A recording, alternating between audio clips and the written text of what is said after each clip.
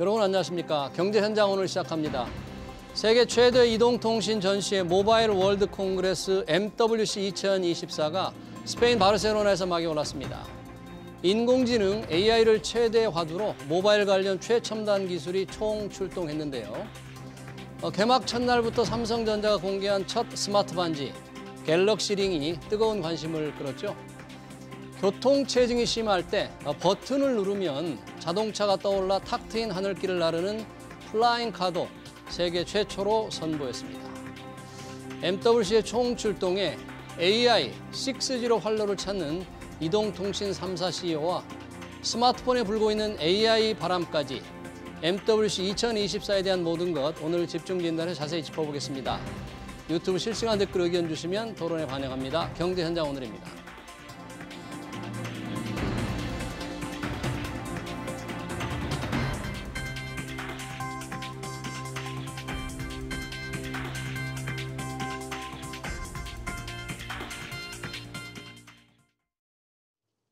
네, MWC 2024 알아보기에서 두 분 모셨습니다. 이온 IT 칼럼니스트 이인철 참좋은경제연구소장 나오셨습니다. 두 분 어서 오세요. 안녕하세요. 반갑습니다. 자, 연초에 CES에서 최첨단 기술이 선보였는데 이제 MWC입니다. 스페인 바르셀로나 이동통신 기술이 총출동했다는데 어떤 행사인지 이인철 소장님 우선 CES와 좀 다른 거죠? 분야가 어떤 행사입니까? 이건? 그렇습니다. 그러니까 세계 이제 3대 가전 박람회 하면 매년 1월에 열리는 CES. 미국의 라스베가스에서 열리는데요. 1967년에 시작이 됐습니다. 네. 소비자들의 어떤 가전에 대한 이제 친화적 기술 전시장이라고 하면 이제 CES를 꼽고 또 하나가 이제 모바일 월드 콩그레스의 경우에는 1987년에 시작이 됐는데요.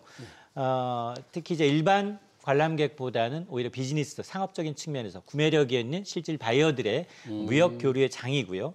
또 하나가 가장 유래가 깊은 게 독일 베른에서 열리는 IFA입니다. 국제 가전 박람회가 1924년 올해 9월에 열리는데 아마 100주년 행사가 있을 것으로 보이는데 올해 이제 이번 바르셀로나에서 열리는 이제 모바일 월드 콩그레스에서는 전 세계 200여 개 국가 2,400여 개 이상의 기업이 참여하고 있습니다.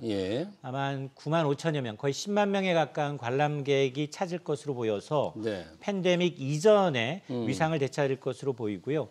특히나 이제 모바일 이제 행사다 보니까 모바일은 한 가지 주제에 집중하다 보니까 과거 정보통신 기술의 변천사, 과거, 미래 이 변천사를 이제 풍부하게 좀 들여다볼 수 있는 장점이 있는데 올해는 이 라스베가스 CES 행사에서부터 사실 이 AI가 등장하면서 기술 발전의 산업 간 경계가 좀 무너지고 있거든요. 자, 그런 측면에서 어떤 이 모바일 중심에서 벗어나서 인공지능이 각 산업 분야에 어떤 영향을 미치는지까지 이제 아마 파악할 수 있는 행사가 될 것으로 보입니다. 그러네요. 세계 3대 전시회 중에서 이동통신 모바일 기술에 조금 특화된 행사가 바로 MWC다. 뭐 매년 이런 행사가 열리는데 뭐 그 나름의 해마다 내세우는 주제 이런 게 있지 않습니까? 올해의 주제는 뭔지 또 이게 어떤 의미가 있는 건지 뭐 크게 보면은 이제 AI를 어떻게 소비자들한테 잘 전달할 것인가가 이제 전체 행사의 주제라고 볼 수 있을 것 같고요. 근데 메인 주제는 이겁니다. 퓨처 퍼스트. 퓨처 퍼스트. 미래가 먼저다라는 거고 미래의 잠재력을 실현하기 위해서 뭐 대륙이나 아니면 산업이나 이 모든 경계를 허물고 하나로 모여서 힘을 합쳐야 된다라는 뜻을 담고 있다라고 합니다.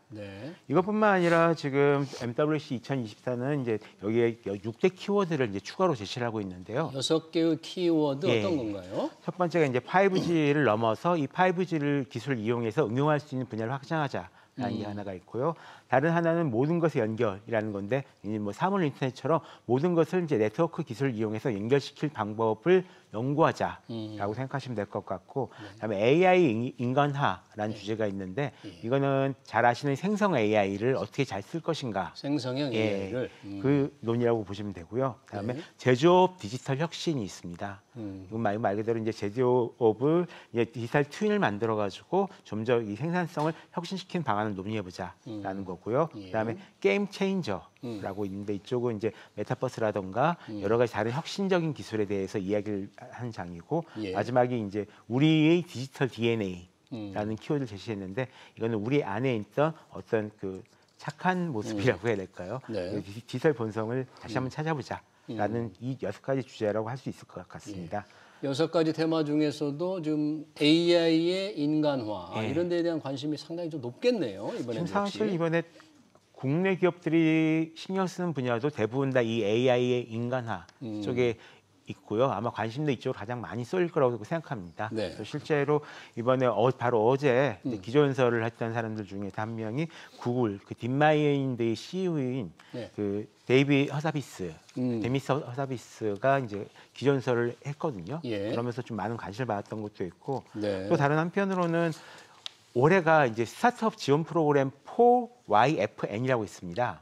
4YFN. 4 years from now라고 해가지고 지금부터 4년간 혁신을 이룰 수 있는 기업들을 지원하는 그런 프로그램이 있는데 스타트업 지원 프로그램. 올해 10주년을 맞이해가지고 좀 다양한 행사를 열 계획이라고 합니다. 그렇군요.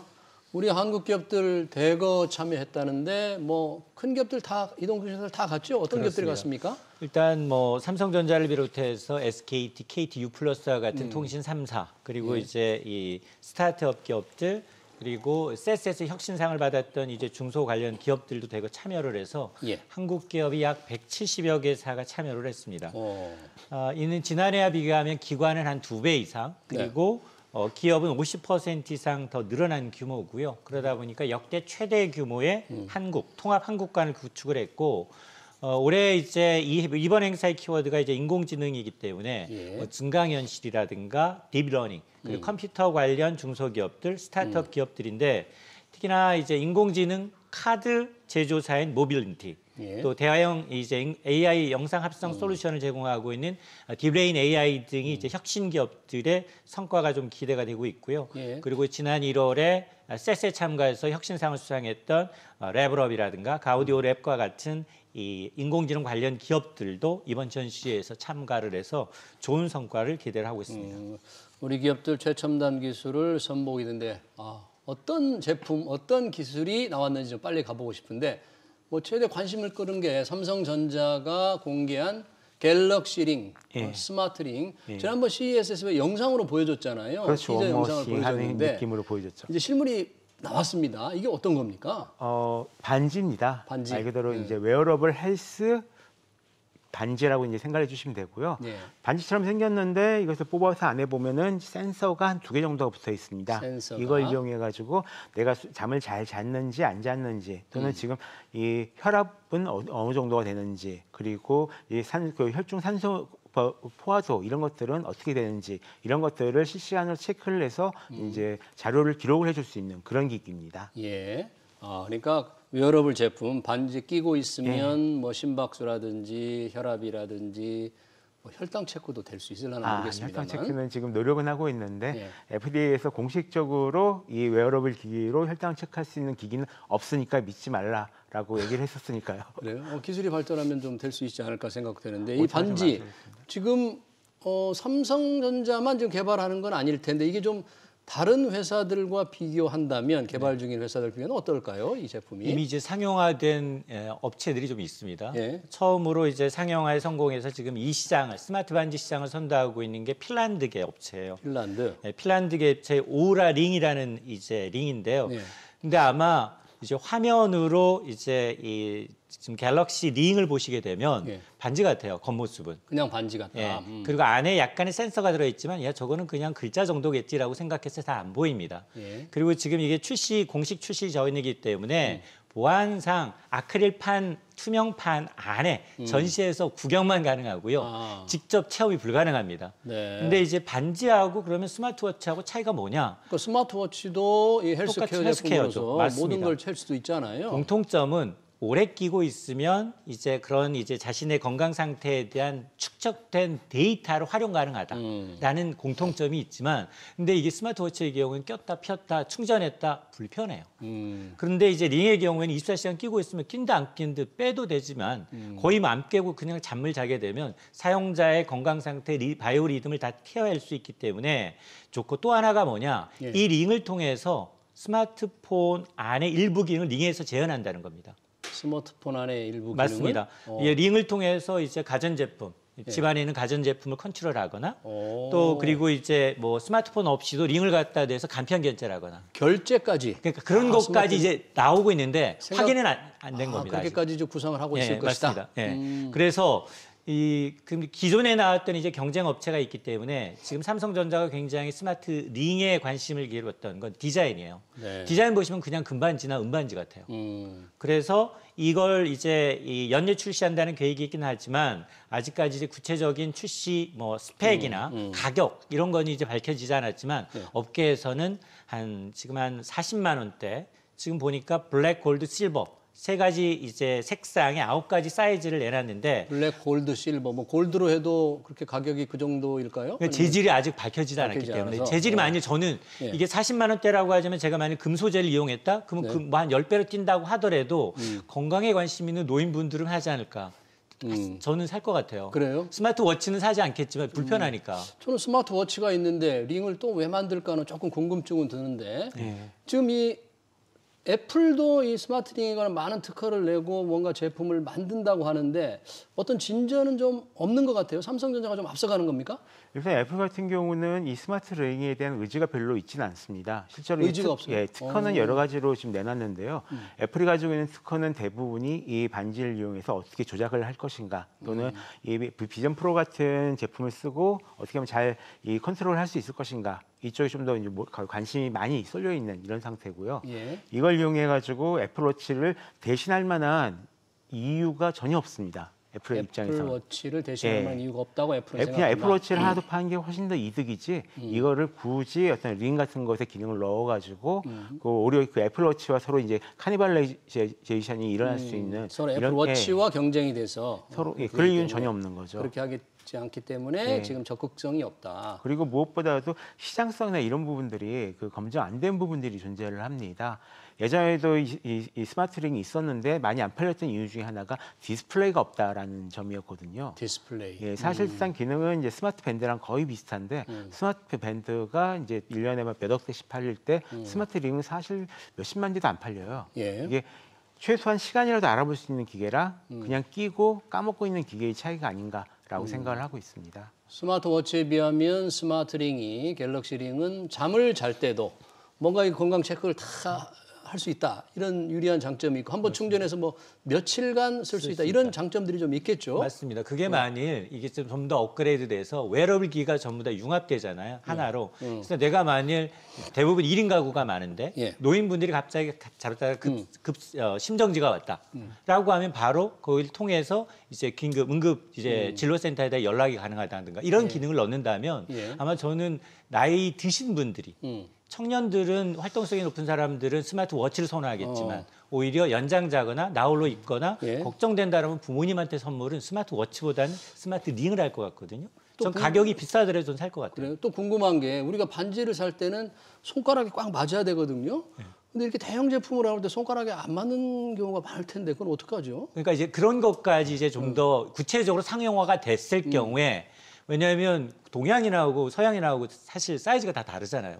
다르기 때문에 그걸 어느 정도 조절할 수 있는 기능이 있어야지 그렇지 않고는 이게 반지라는 게 이제 꼈는데 빠지고 분실하게 될 경우에는 내 건강 정보가 다른 사람한테 유출되는 보안상의 의미도 있기 때문에 그건 아마 그 회사 측면에서 사양은 아마 고려를 해야 될 겁니다. 현재 지금 최소 3가지 정도 사이즈로 이미 준비가 되고 있는 상황이고 그리고 이것보다도 조금 한 9가지 정도로 늘릴 계획까지 있는 걸로 알고 있습니다. 뭔가 좀 주문형 생산이 되어야지 그렇지 않고 사람마다 손가락 굵기가 다 다르니까 한번 좀 시간을 두고 봐야 될 거 아니에요. 우리 인철 소장은 사겠다는데 어떤 제품이 나오면 한번 보겠습니다.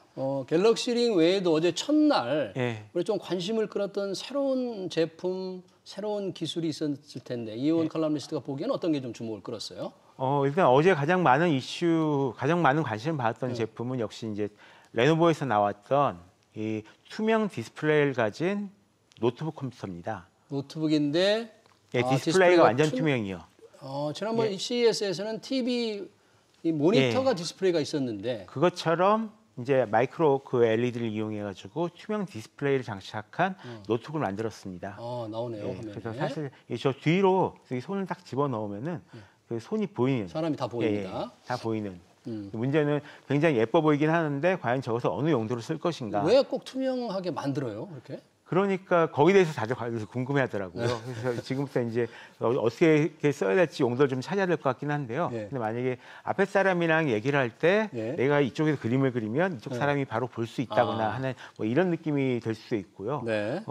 어떤 용도 쓸지는 계속 좀 찾아봐 달라고 예. 지금 저런 컨셉형 제품을 예. 이제 선보인 게 아닌가 싶습니다. 그러네요.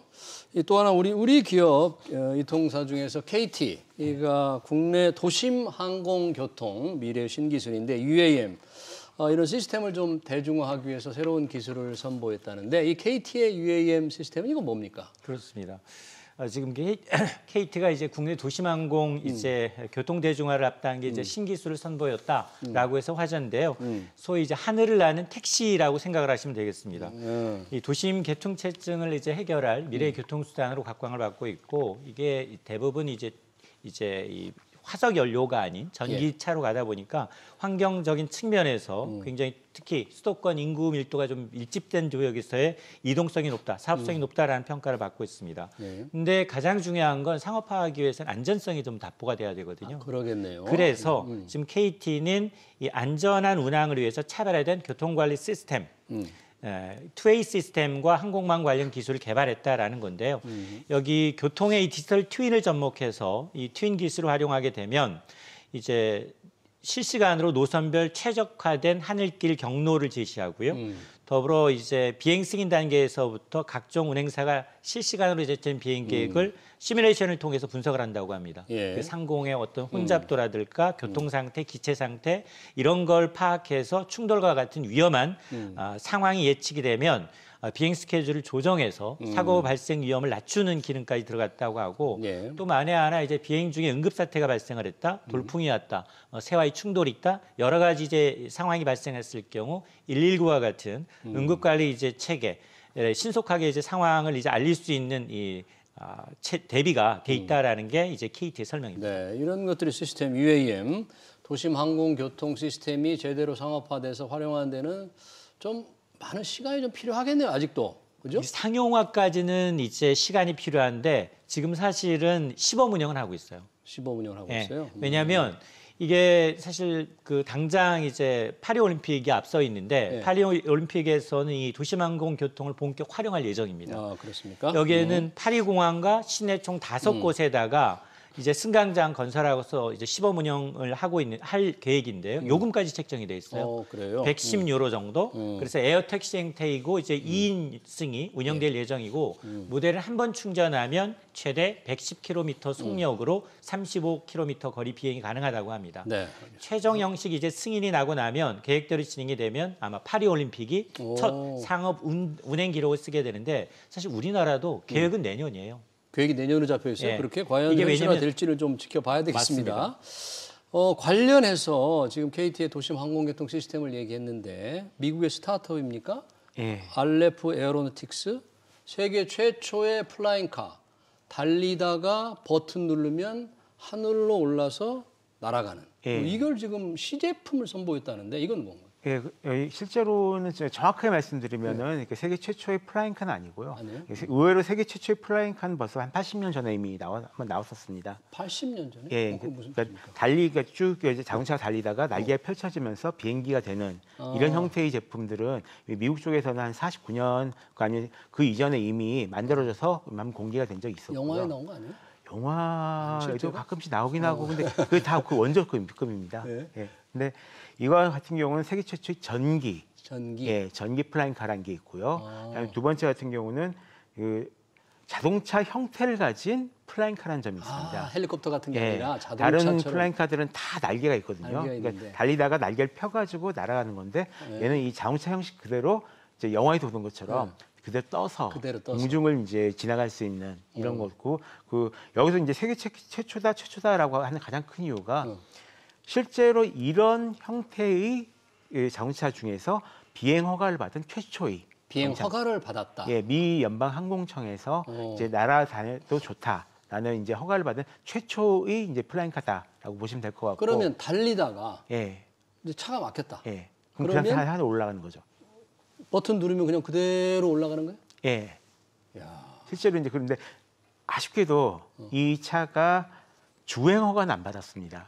주행 허가는 안 받고. 예, 그래서 그 도시에서 막 이 땅 위에서 달릴 때는 이제 스쿠터나 마찬가지로 한 시속 40km 이하로만 이제 달려야 되고요. 네. 그것보다 이제 빠르게 달리려고 하면은 하늘로 날아가야 되는 날아간다. 그런 자동차입니다. 활주로가 필요 없는 거네요. 예, 그게 제일 큰 장점이죠. 그리고 저 지금 화면에 보였던 자동차 모양은 시제품이다. 컨셉트카가 아니죠. 시제품인 거죠.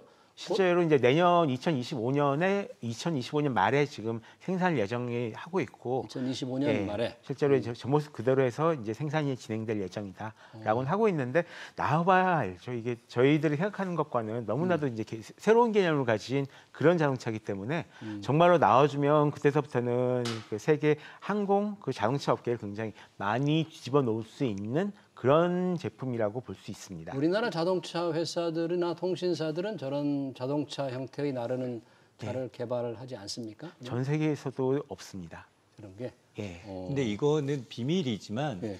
자동차 기술 연구소는 이미 4, 5년 모델을 지금 연구를 하고 있어요. 그러니까 상용화하느냐 못하느냐, 가격을 단가를 낮추느냐의 문제이지 네. 기술이 없는 건 아니거든요. 네. 그래서 이것도 마찬가지예요. 이거 프로토타입이라고 합니다. 네. 전시한 것은 실제 모양의 절반 크기예요. 실제 모양에. 네, 실제 모양이 절반 크기이고 여기서 지금 이 회사가 지금 내놓고자 하는 거는 내년 말 출하 목표로 가격 대당 30만 달러예요. 약 4억 원이에요. 4억 원 정도 돼요. 네, 4억 원이면 일반 고급 승용차 정도거든요. 저 2명밖에 못 하게 돼 있는 거 맞습니다. 아닙니까? 대당 최대 2인승. 탑승인은 2인이고요. 하늘 나를 때 최대 177km 속도로 갈 수 있고 아직 도로 주행은 받지 않았지만 앞서 말씀하셨던 것처럼 도로 주행은 40km 미만으로 물론 뭐 미 연방항공청으로부터 이제 운행 허가 받게 되면 그 마음대로 달 수 있습니다. 그리고 이제 수직으로 이착륙이 가능하고 우리가 뭐 백투더퓨처에서 봤던 그 모형 그대로 가능한데 그런 이제 시스템은 만들어 놨는데 문제는 안전성. 그리고 아까 얘기했던 것처럼 KT가 하고 있는 것들이 그런 항로거든요.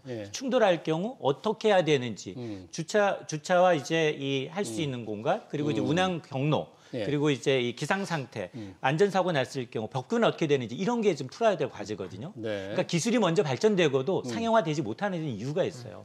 또 더 큰 문제 중에 하나가 보험입니다. 보험. 예, 실제로 어떻게 사고가 날 수 있다라는 걸 항상 가정을 하고 이 날다가 떨어져서 사고가 났을 경우 또 굉장히 여러 가지 많은 상황이 발생할 수가 있는데 이때 이걸 다 자기 돈으로 해결할 수는 없지 않습니까? 그러면 당연히 보험을 들어야 되는데 이럴 경우 보험처리를 어떻게 할 것인가? 이게 없으면은 또 국가에서 제대로 된 이 허가나 이런 것들이 또 잘 안 나옵니다. 이런 부분들까지 풀어야 될 문제가 굉장히 많죠. 미래의 신기술이 선을 보이고 어마어마한 세상이 열릴 것 같지만 실제 대중화하고 상업화하는 데는 상당한 시간이 필요하고 많은 시스템이 좀 더 갖춰져야 된다.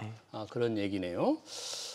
그 밖에 우리 국내 통신사들이 전시한 제품이나 혹시 기술 중에서 조금 특이한 게 있다면 뭘 들 수 있을까요? 앞서 뭐 KT가 이제 그런 이제 항공 운항 경로에 이제 안전을 확보할 수 있는 교통 트윈 시스템을 개발했다면 사실 국내 통신사들은 대부분 합작사를 통해서 특화된 서비스를 내놓고 있습니다. SK텔레콤은 글로벌 통신사 5개 회사와 이제 합작법인을 설립을 해서 텔코 LMM이라는 통신사에 특화된 언어 모델을 지금 전시를 하고 있는데요. 5개, 한국어, 영어, 일본어, 뭐 독일어, 아랍어와 같이 5개 국어를 전 세계 다양한 언어로 지원하는 그런 이제 이 언어 모델을 챗봇을 바탕으로 한 그걸 구현화된 이제 이 모델을 선보이고 있고요. 또 LGU 플러스도 비슷합니다. LGU 플러스도 이번에 이제 아마존 웹 서비스를 통해서 삼성전자와 인공지능 서비스를 바탕으로 5G 장비 증설 시점을 최적화하는 자동화 기능 개발에 협력하기로 했는데 이런 것들이 아마 이제 개발할 때는 다목적 그리고 이제 혼자 이 개발 비용을 다 분담하기보다는 협업해서 그리고 그 시장에 최적화된 이 기업끼리 서로 협업을 하고 있기 때문에 아마 국내 기업들이 아마 이제 AI를 합작법인 설립은 아마 더 늘어날 것으로 봅니다. 알겠습니다. 자, 이 또 새로운 기술, 새로운 제품이 좀 궁금한데 이효은 칼럼니스트가 또 보고 깜짝 놀란 뭐 신제품 뭐 그런 게 좀 있다면 뭘 들 수 있을까요? 저는 이제 크게 한 3가지 정도가 될 수 있을 것 같은데요. 첫 번째는 이제 비트센싱이라고 CES에서도 한번 그 상을 받았던 기업인데요. 비트 센싱. 4D 이미지 라이다를 제조한 기업으로 아까 말씀드렸던 4YFN이라는 스타트업 행사에서 상을 주는데요. 이 상에서 최종 5개 후보에 들어갔습니다. 그래서 이 MWC 기간 내에서 이 중에서 한 명 뽑아가지고 최고 대상을 주게 됐는데 거기에 포함될지 안 될지 이제 굉장히 궁금한 이런 회사가 하나 있고요. 예. 다른 하나는 이제 벤타 VR이라고 해가지고 8K 초고해상도 VR 컨텐츠, 그러니까 아이돌 라이브 영상을 만드는 회사가 있는데요. 네.